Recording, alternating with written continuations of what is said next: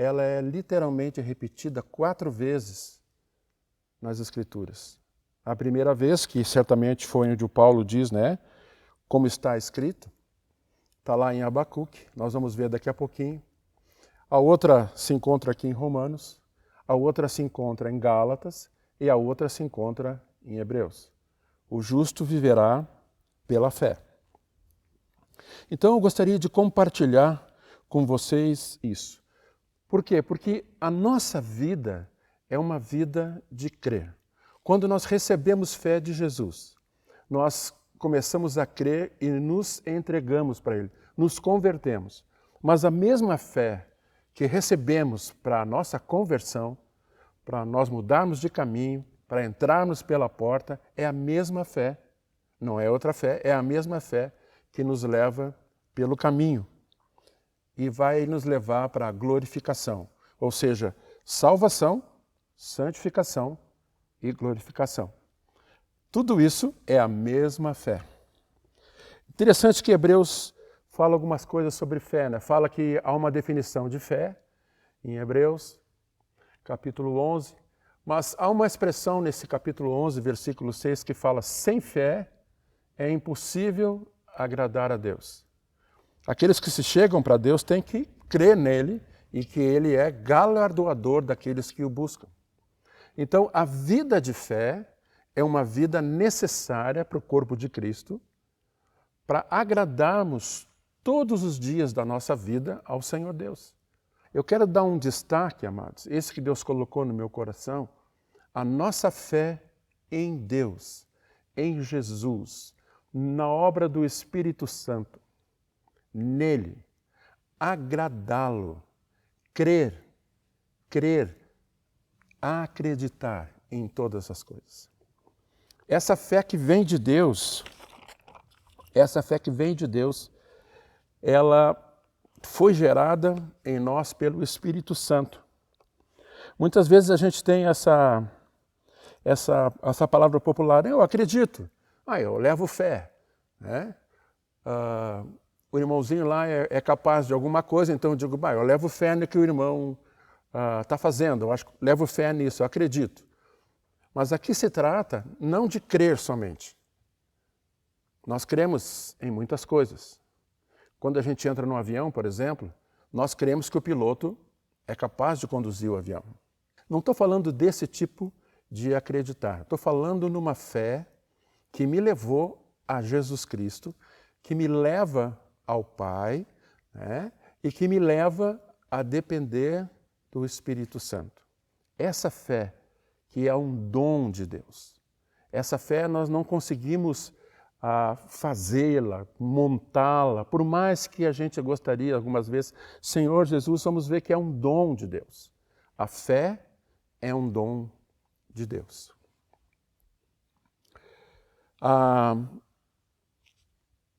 Atos 3,16 diz assim: a fé que vem por meio de Jesus. Hebreus 12,2 diz: olhando firmemente para o autor e consumador da nossa fé, Jesus. Então, se eu pegar esse texto que eu estava lendo com vocês, mas o justo viverá pela fé, a fé que vem por meio de Jesus, o autor e consumador da nossa fé. A nossa fé, ela vem da parte de Jesus. Quando se ouve o Evangelho a primeira vez, eu me lembro que quando eu ouvi a primeira vez, certamente Deus se moveu em fé, mas o meu coração não aproveitou a oportunidade. Mas eu preciso saber que Jesus é o autor da fé e Ele vai trazer para mim o quê? Ele vai trazer esta vida que começa com a minha salvação. Então, quando alguém se converte, certamente recebeu fé da parte de Jesus. Esses livros que também trazem essa palavra, né, o justo viverá pela fé, Romanos, Gálatas e Hebreus, fala sobre justificação, fala sobre obediência, fala sobre Abraão, tem os heróis da fé, fala que a fé é um fundamento lá em Hebreus. Mas eu queria me deter com vocês sobre o texto que está em Abacuque, que é justamente onde Paulo cita, como está escrito, o texto de Abacuque. Abacuque, no capítulo 2, no versículo 4, diz assim: eis o soberbo, depois nós vamos ver o contexto, né? Sua alma não é reta nele, mas o justo viverá pela fé. Ou pela sua fé, como está escrito aqui. Essa é uma expressão que o Paulo citou lá em Romanos, né? Assim como está escrito. O que acontece aqui? A gente, olhando a história e pesquisando alguma coisa sobre esse livro, sobre esse profeta, havia uma situação de muito pecado em Judá.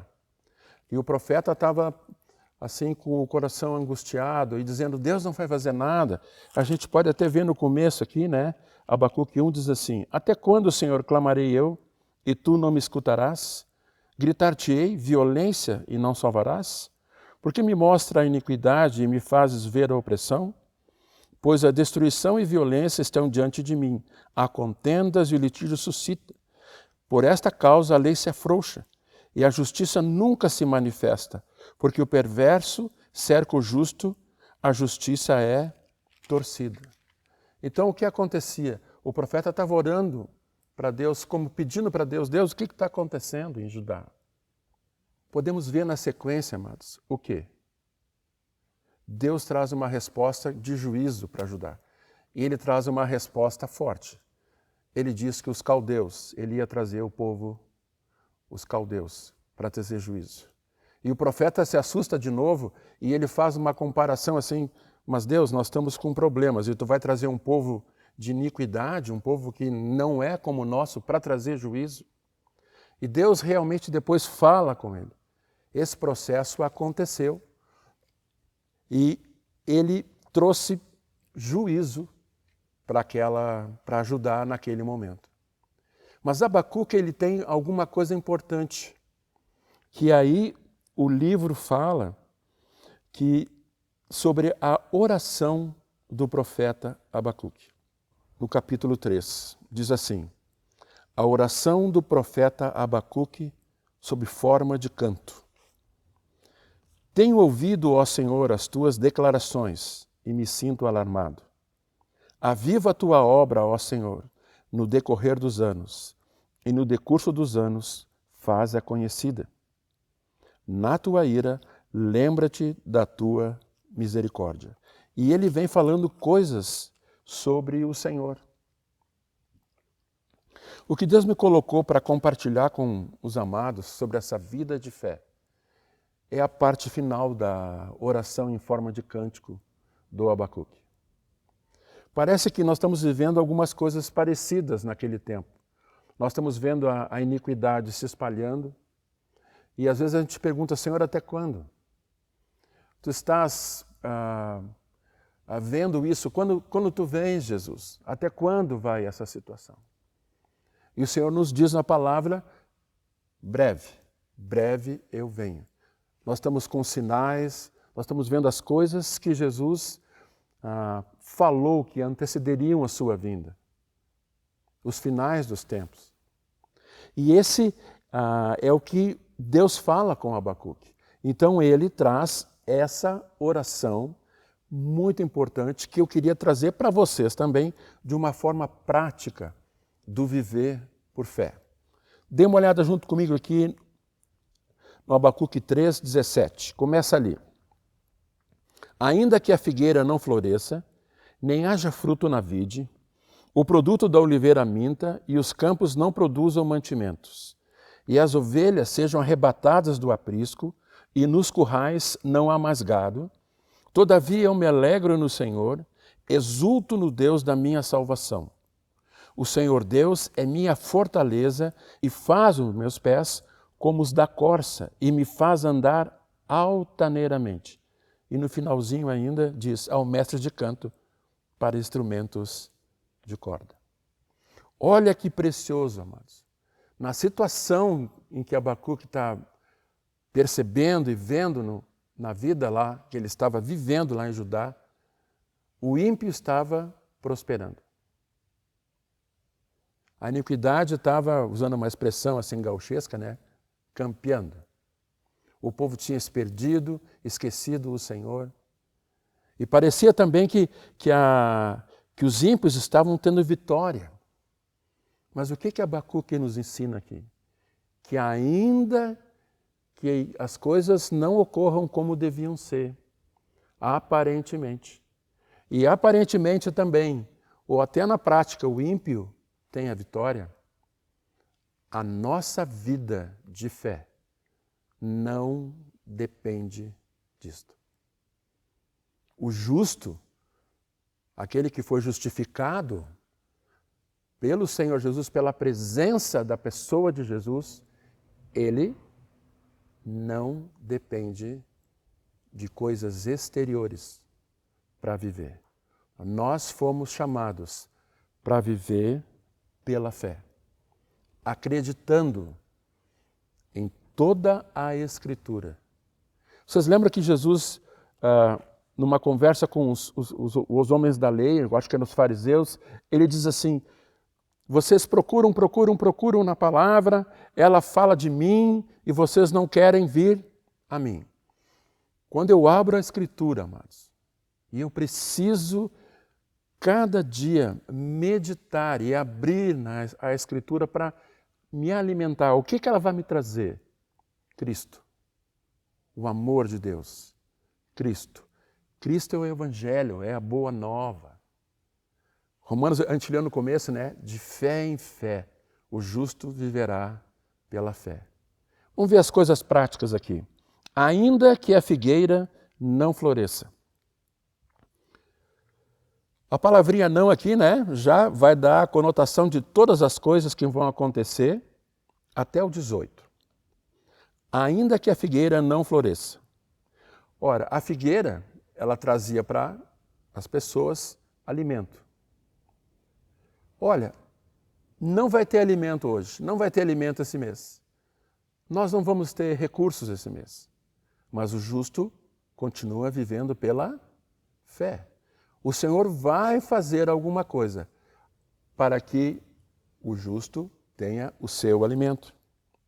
A outra coisa que fala, nem haja fruto na vide. Olha só, nem haja fruto na vide.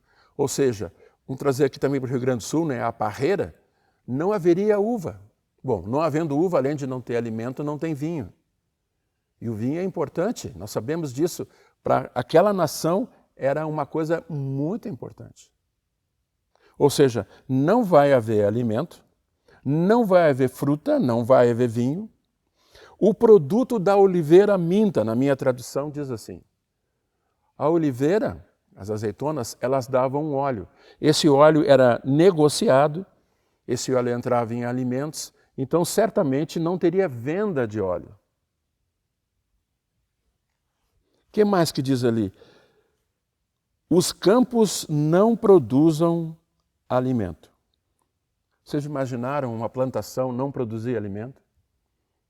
Naquela época do profeta Abacuque, e nesse contexto de Judá, as plantações, as árvores frutíferas, tudo isso, né, o trigo, tudo isso era importante.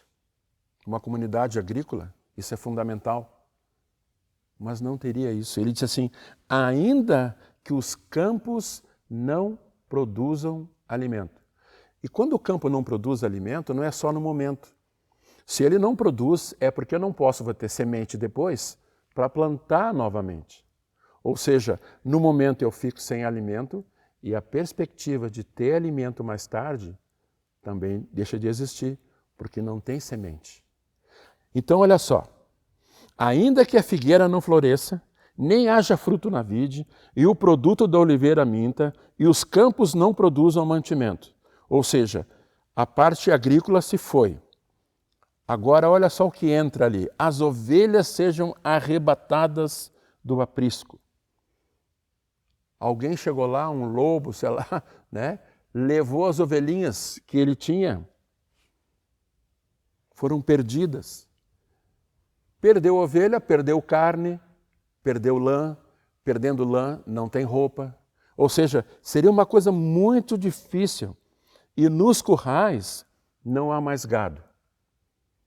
Perdendo o gado, perde alimento, perde negócio, as ovelhas podiam ser negociadas também, perde leite.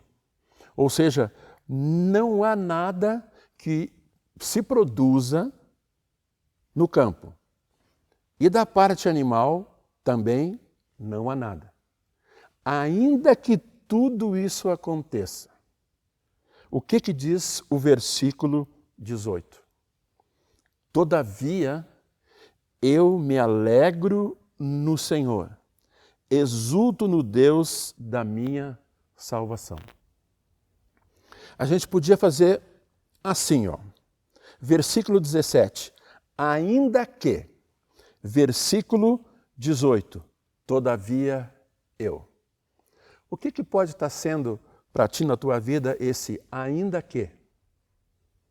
Quem sabe eu estou sem emprego. Ainda que eu não tenha emprego, todavia eu me alegro no Senhor. De repente há uma situação de doença na família. Ainda que haja situação de doença na família, eu me alegro no Senhor. O que pode uma nação ficar esperando mais? Se toda a sua parte agrícola se perdia e toda a sua agropecuária se perdia, ou seja, não tinha mais o que fazer. Certamente morreriam de fome se Deus não interviesse. Deus certamente vai fazer alguma coisa. O que pode ser para ti? A gente pode pensar assim, ó, ainda que eu não veja algumas coisas e o meu coração às vezes quer ficar preocupado, ainda que eu não veja, eu creio. Todavia, eu me alegro no Senhor. Guarda isso, meu querido, minha querida. Ainda que, todavia, eu. Essa é a vida de fé do cristão. Crer em tudo o que está revelado na palavra. E o nosso Deus, como diz a Escritura, em Cristo Jesus, há de suprir cada uma das nossas necessidades. Ainda que momentaneamente, era o caso de Abacuque, as coisas estavam totalmente erradas, no sentido de ele não ter nada mais, e o que ele esperar também não tinha muito. Os caldeus iam entrar e eles iam levar tudo mesmo, iam destruir tudo. Mas, pela vida de Deus, pela vida de fé, ele disse, o justo vai viver pela fé. Ele disse, todavia eu me alegro no Senhor. Essa palavra alegria e alegre é fruto do Espírito, a gente sabe, né? Amor, alegria, paz é fruto do Espírito. Então, quando eu estou cheio do Espírito, eu digo, todavia eu me alegro no Senhor. E ele ainda reforça, né? Exulto no Deus da minha salvação. Exultar, eu me lembro do Moacir, né? O Moacir às vezes dá aqueles pulos de alegria. É isso, é exultar no Deus da salvação. Nós não estamos andando porque estamos vendo nesse mundo, amados. Esse mundo passa. Esse mundo é hostil para quem ama a Jesus e hostil para ele mesmo. Mas eu exulto, a minha vida com Cristo. O próprio Jesus na minha vida me leva a essa alegria. E no 19 fala, o Senhor Deus é minha fortaleza. Os caldeus iam entrar e iam acabar com tudo. Mas, quando somos aqueles que vivem pela fé, o nosso Deus é nossa fortaleza. O pecado não entra, a tristeza não entra na nossa vida, e se quer entrar, nós rechaçamos. E diz, ele faz os meus pés como os da corça. Ou seja, lugares difíceis, a corça vai tranquilamente. Ela anda com uma firmeza impressionante. Ela é bonita no andar. Ela tem firmeza no andar. Então, essa corça, né, esses pés que nós, como se tivéssemos pés de corça aqui, né, e me faz andar altaneiramente, não no sentido errado, mas faz-me andar tranquilo, olhando, sabendo que o meu Deus é aquele que me cuida. E eu vivo por fé. Interessante que depois ele fala, né? Ao mestre de canto. Tiago fala, quem está feliz, cante louvores. Ora, se ele parasse lá no versículo 17, não teria motivos para cantar. Mas, todavia eu, no Senhor, ele fala, ao mestre de canto.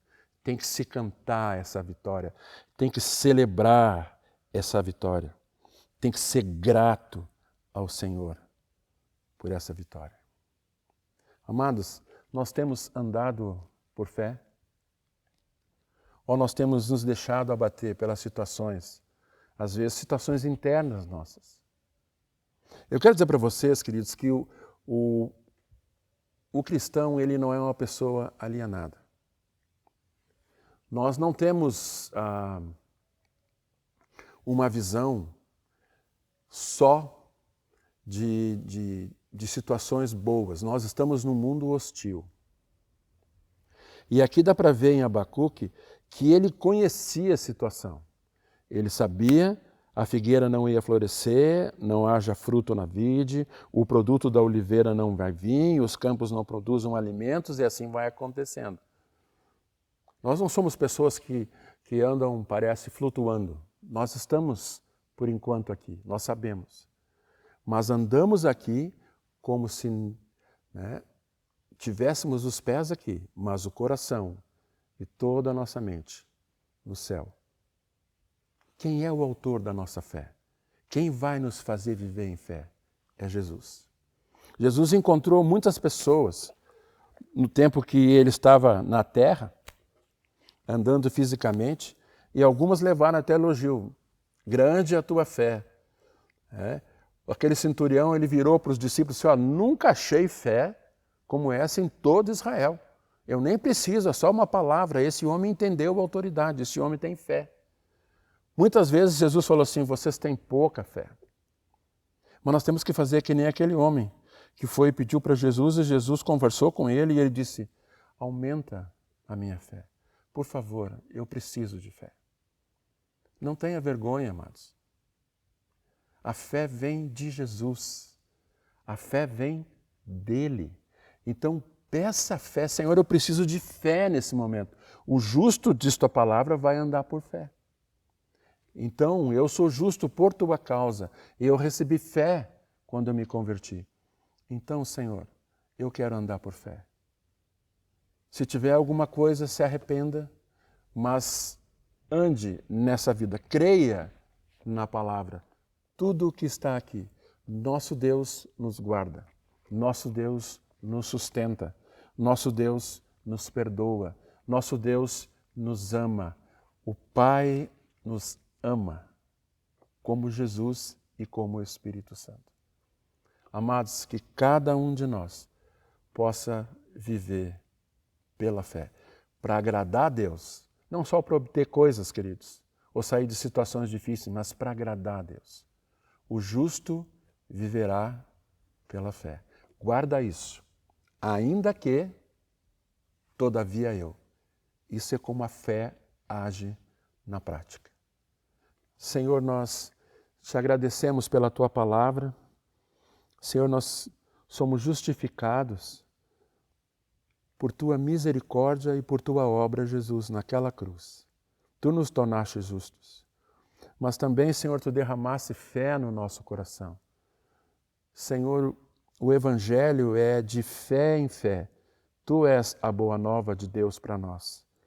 Senhor, e nós como justos, nós queremos viver pela fé. Não queremos, Senhor, ser aproximados de uma vida cristã humana. Isso não existe. Senhor Jesus, nós queremos uma vida cristã no dia a dia, no nosso corpo, Senhor, com as coisas todas nesse mundo. Nós queremos uma vida cristã de fé. Fé dada por Ti, Senhor, crendo em todas as Tuas promessas, crendo no Teu amor. sabendo que somos amados por Ti. Espírito Santo, inunda o nosso coração. A palavra diz, Espírito, que Tu derrama o amor de Deus em nosso coração. Derrama, Senhor. Jesus, aumenta a nossa fé. Aumenta esse dom, esse presente que recebemos de Ti, o autor e consumador da nossa fé. Nós oramos juntos aqui, Senhor, em nome de Jesus. Amém.